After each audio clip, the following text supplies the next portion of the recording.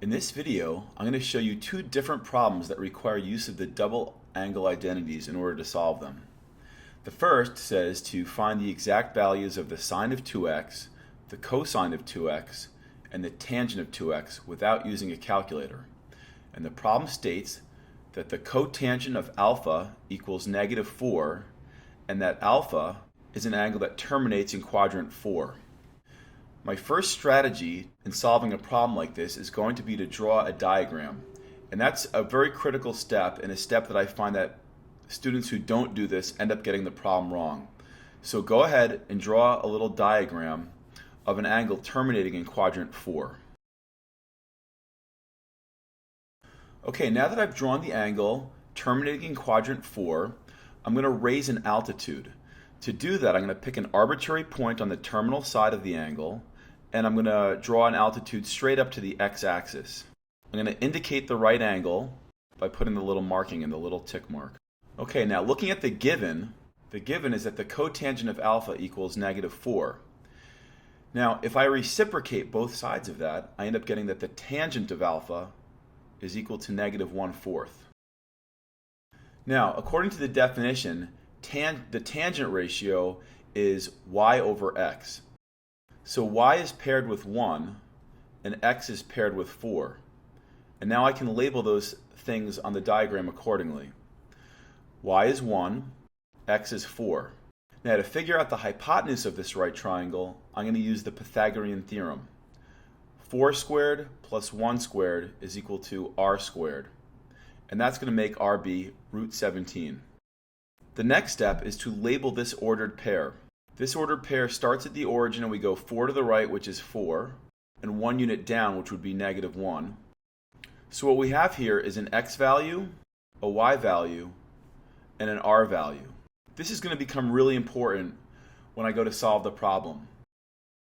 So the first question I'm going to answer is the sine of 2x, or in this case, the sine of 2 alpha. So I've just written out the identity, and now I'm going to write it again, but this time leave blanks for all the things that I need to fill in for. Okay, now the sine of this angle alpha is going to be y over r. So I look to my little green labeling, and y is -1, and r is √17, giving me the ratio -1 over √17. The cosine of alpha is x over r. So again, I'll look at the green, x is 4, r is √17, so this will give me the ratio 4 over √17. Now when I multiply these things together, I get -8 on the top, and I get 17 on the bottom. So the sine of twice this angle is going to be the ratio -8 over 17. Okay, now I'll skip down to the cosine of 2 alpha, and I'm going to start by writing out the identity. Now I can choose any of the 3 variations. I'm going to use the one where I only have to substitute one time, which would be either of the 2 on the bottom. I'm going to use the last one. The cosine of 2 alpha is equal to 2 cosine squared alpha minus 1. And now I'm going to go ahead and write that with blanks. Now the cosine ratio, we just did that in the last problem up here. The cosine of alpha is 4 over √17. It's x over r. So I'm going to go ahead and write 4 over √17 in this little blank. Okay, when I square a fraction, I square both the numerator and the denominator, and that gives me a new fraction of 16 over 17. Now instead of writing -1, I'm going to actually write -17 over 17. This is another form of 1, but it's going to be better when working with these two fractions. Multiplying, I now have 32/17 minus 17/17 for a final answer of 15/17. Okay, and finally, we're going to use the tangent double angle identity to answer the last question. So instead of writing the whole thing out, I'm going to just write the problem out, or I'm going to write the identity out with the blanks. I've written the identity out with the blanks, and I need basically what alpha is, or the tangent of alpha. And the tangent of alpha is right here when we reciprocated earlier. So I'm going to insert -1/4 into the blank in both positions. Now, surprisingly, I'm not actually going to reduce here. I'm going to just leave the top as 2 times -1/4 or -2/4. And the bottom is going to become 1 minus -1/4 squared, which is actually 1/16. Now you could have reduced if you wanted to, but I just choose not to. what I'm going to do is take this complex fraction and I'm going to multiply by a useful form of 1. And everything will clean up rather nicely. So for me, I just like doing it this way better. So my useful form of 1 is going to be 16 over 16. And when I apply that to the top, I get negative 32 over 4, which is negative 8. And then I get 16 minus 1 when I distribute the 16 through on the bottom. And the final answer ends up being negative 8 over 15. So we've answered the 3 questions that were required of us, but there's one last thing that I want to say, particularly about the tangent double angle identity. An alternative way to look at the tangent of 2x would be to think about it as, would be to use the quotient identity and think of it as sine of 2 alpha over the cosine of 2 alpha.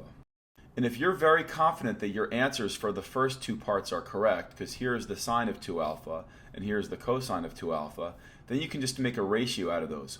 Or you could just do it like this as a way of checking what I did here in red. So we got the sine of 2 alpha being negative 8 over 17, and the cosine of 2 alpha being 15 over 17. And dividing a fraction by a fraction means you multiply by the reciprocal. We end up with negative 8 over 15. And sure enough, these 2 answers match up, so we have a nice way of checking our answer there.